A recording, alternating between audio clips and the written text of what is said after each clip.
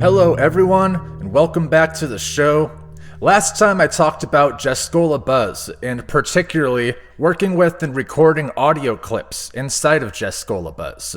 We touched on the fact that Buzz does not come with this functionality by default. So if we want to use Buzz in place of a standard DAW because it's free and maybe we just like the interface of Buzz better, then there's a few ways that we can work around with this limitation and use Buzz to actually record audio clips and use Buzz to edit and play back audio clips, so you are not stuck just making electronic sample-based, tracker-based music with it. In the last video I covered how to use Audacity to extend the functionality of Buzz by using an external free program for recording and editing and importing the audio clips into Buzz to be used. This is still the method that I use and the method that I would recommend anybody else to use, but I did say in the last video that I was going to prove that Buzz can do all of this without needing any external help. So right now, today, I'm going to take you through the process of recording these audio clips and playing them back in Buzz. And even though we're using Buzz native techniques, we are using some third-party software. Some of it is a little bit dated, but don't worry, they've put all of the Buzz machines, that's all of the effects and all of the generators, they're all in the same place. I will provide a link down below in the description. The site is buzz.roboplanet.dk, and this includes a long list of downloads that will extend the functionality of Buzz. Okay, so now we're over here in Buzz again. First thing we need to do is set up a few machines to get our rig working. So the first one we're going to need is we want the Jeskola meter, and this is just a multi-audio meter. We get that by typing over there in the search bar. You start typing the name Jed, and then the result should pop up, and then we just drag and drop over here. Hold down Shift, click and drag, and connect that to the master. What this does is it's our multimeter. We can just double click, open this up, and when we add tracks, it will show us how loud everything is while it's playing here. Then the next one that we want is ASIO In. That's ASIO. The Polac ASIO In. And again, we'll hold down Shift, left click, and drag to connect that. We want to connect it right here into the Jeskola. Now you can see that that's giving us some readout down here on our audio meter. I should point out too that this might not work on your system unless you come up here to the top and you change the audio driver. You'll see how my audio driver says Polac ASIO, but there's all these other different choices. You just got to figure out the one which makes this ASIO In machine work. It's different from my regular default Buzz setup. I have to change this if I'm going to use the ASIO In mode. Now we just need one more machine, and that is the CnG Recorder. And it's right there. So let's drag this over. Again, Shift, click, drag. Now this doesn't actually connect into the meter or the master. You'll see it gives you the symbol there that tells you you can't connect. And that's okay, it doesn't need to. This recorder will just sit over here. That's the end of the chain. It doesn't need to be connected into anything else. Next thing we need to do is just write a little pattern for the CnG recorder. So we come over here to our pattern view, and you'll see this gives us the recording length in ticks. So if you didn't know yet, each one of these little lines in Buzz is considered a tick. You'll see they count them on the left-hand side, 0, 1, 2, 3, 4. You could say that I have highlighted the fourth tick right now, right? So this recording length in ticks, all it's saying is it wants you to specify how many of these ticks you'll be recording for, how much time. So we'll just set that to something pretty high right now, say 100. It's 256 ticks. It tells you how much right down here at the bottom. So like anytime you change one of these numbers over here in the pattern view, it will tell you whatever relevant number that is down here on the bottom bar. And remember, all of these are in hexadecimal, so it's possible to put letters over here. Anyway, don't let that confuse you or daunt you too much right now. It's really not that difficult to work in hexadecimal, but this is not a hexadecimal tutorial, so we will carry on. Change this back to 1. See, the next one is which wave to record over. We're going to set that to 1 also. Don't forget about this wave table over here. It's all the way over here. It looks like a wave on top of a table, or you can press F9. And what this is referring to, the which wave to record over, it's just telling it to populate this list of usable wave samples. And if you had a bunch of samples in this song, this would all be full of a bunch, but we didn't add anything yet. So these are all empty slots. So there's no wave to record over. We'll just select the first slot, which is 01. And the next one is the recording mode. Again, we can tell because it tells us down here on the bottom bar. So this is recording mode. There's a few options here. Don't worry about it too much right now. We'll just put a 0 in here. And if you go back and highlight that again, you'll see it tells you what the recording mode is right down here. And if we select 0, then the recording mode is set to stereo. The next track is the recording volume. Again, this is a hexadecimal value, but don't worry about that yet. Just type in 80 right here, and you'll see that that will give us about 100% volume. And the final one that we want is the trigger. You'll see there's only one digit here. It's on. 1 is on. 0 is off. So we start recording, and I'm pretty sure it'll work, so we just have to start recording, and then when it stops, the recording will stop anyway.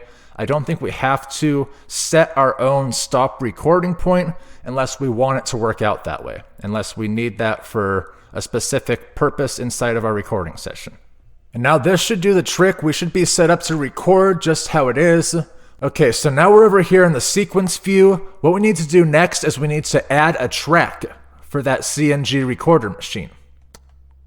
So we need to right click, add track, and then just select the CnG recorder. And you'll see that it has its own track over here. And you might notice that I've already been messing with this a little bit. The only thing I did before I started recording is I made this entire loop sequence longer. So by default, you would only have like this much of a loop to work with. But we just need a lot more room than that. So let's just go somewhere down here. Just Control E, that sets the end point. Remember again, Control B sets the beginning point if we want to set a loop to play repeatedly, but we don't want to do that this time. So we'll just make the starting point. And click over here on the left, and it changes where the playback starts from. And we just want it to be something kind of long enough so we can work with it a little bit here.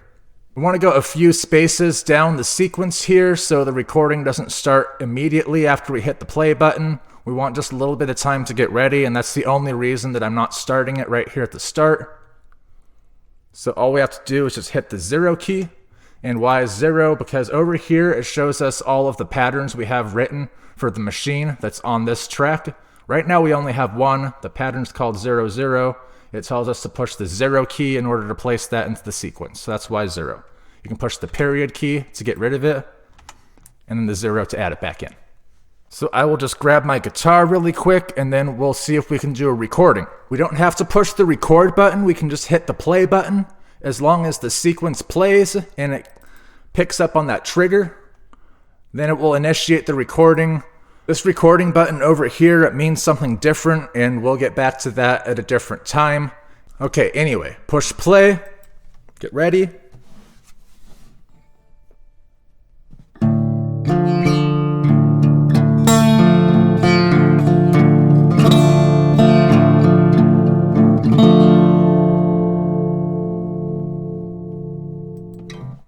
Okay, we'll stop it and we'll see if that actually worked.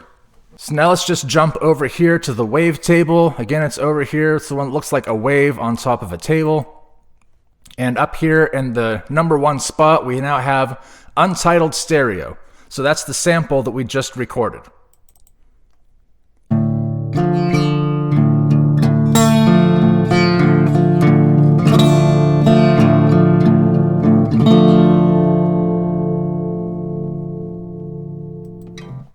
Okay, we'll stop it and we'll see if that actually worked. Okay, so what I noticed actually happened there is that the wave did not stop recording on its own. So let's go in here and let's make a second pattern, and the second pattern will just tell it to stop recording. So all we have to do is we just have to double click here. It takes us back into the pattern editor, right click, new pattern. That could also be Control and Enter. We'll just go with the default, it'll be called 01. And then we just need to put a 0 over here so it sets the recording mode to off.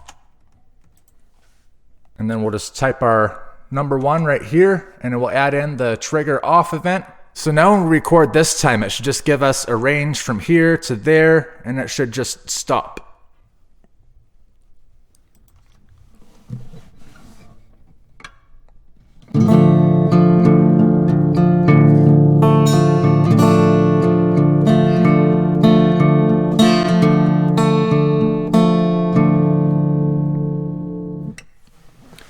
You notice how I kept playing after the stop command there, so hopefully if this worked out right, when we play back the sample, we should hear my guitar just cut out at some point.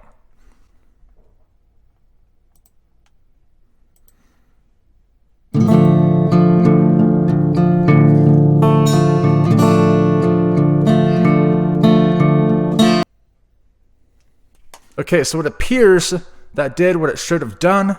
Now we will work on playing back our audio clip. So we'll come back over here to the machine view, and over here on our search bar, we'll just type in Matilde, M-A-T-I-L, there it is. We'll do the Matilde Tracker number 2, and then shift, click and drag, all good. And now what we can do is go over here to our pattern view, and we can select up here. We only have one sample in the wave table still, so by default, the wave that we just recorded is the one that it will use. Just come over here, right to the start of the first track, click on the one that has 3 dots, and press the Z key on your keyboard.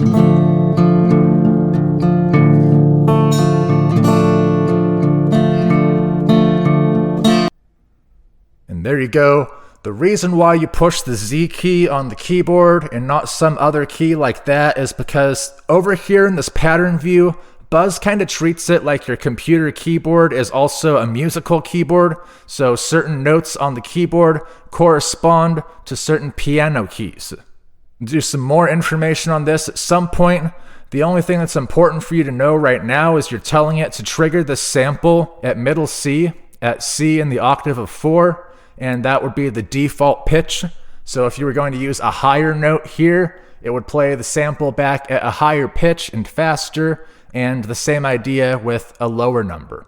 And then to finish up here, if we want our wave sample to play back in the sequence, all we do is just go over here to the M track, MTRK, that's Matilde Tracker, and we just give it that pattern right up here at the start. Let's get rid of our recorder pattern so we don't record over the sample as we're playing it. That would invariably confuse Buzz and probably make some bad stuff happen. So we'll just highlight these, and it's the period key to remove them from the sequence. Okay, we'll start it back at the start, and we'll play it.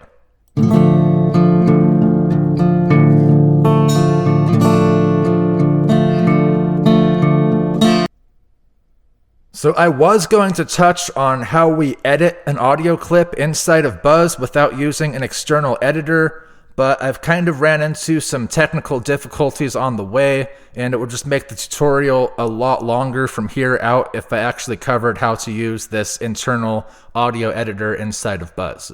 The technology is pretty dated, the interface is not very intuitive or very great, so it's more just a proof of concept. I still recommend that you do this outside in a different program besides Buzz, but I still do want to show you that it's possible to do it without any extra help. So that, again, will be another video. Something else I'm going to cover at that point is the continuous wave reader. Let me explain what I mean by that really quick. So this all happens in a sequence, right? So if we start it up here at the start and then we hit the play button, then it will get the trigger to start playing the sample and you will hear the guitar, right? So on a normal DAW, you would just be able to highlight somewhere in the middle of the guitar sample and you would start playing it from the middle. So that is an unfortunate limitation of this whole deal of working with audio clips inside of Buzz, is you have to start it at the start of the sequence, otherwise the sample won't play. So if we just start it here on the second line and push play, you'll hear there's absolutely nothing. It never got that message to start playing the guitar, so nothing plays. There's no starting it from the middle and listening to a certain chunk of the wave. It always has to start from the start. So obviously, if you're trying to edit a full song or a longer piece of music, then this is going to become a pretty serious limitation, and that's where the continuous wave reader comes in at. Again, it's another thing that I don't use very often, so I tried to put it in this tutorial and make it all one lesson. It's just not working out as far as how long the tutorial's taking, so we're just going to cut that out and leave it for next time. So there's a couple things to look forward to in the future, is editing the audio inside of Buzz and using this continuous wave reader.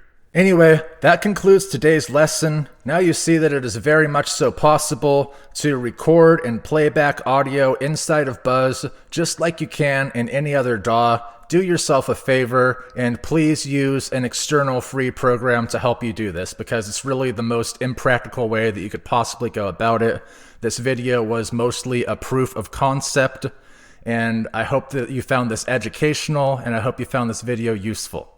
Just going to touch on all the usual stuff really quick. It would be super awesome if you could subscribe, if you could like the video. I'm new on Patreon too, so if you're feeling a little bit generous, please consider following me over there on Patreon, and I would greatly appreciate it, and I would love you forever if you support me on that platform as well. I'll provide a link to a video that I recently made describing what Patreon is and why I joined Patreon in the first place, if there's any confusion there. And I think that about covers it. I'll catch you on the next video, and I hope you all have fun out there.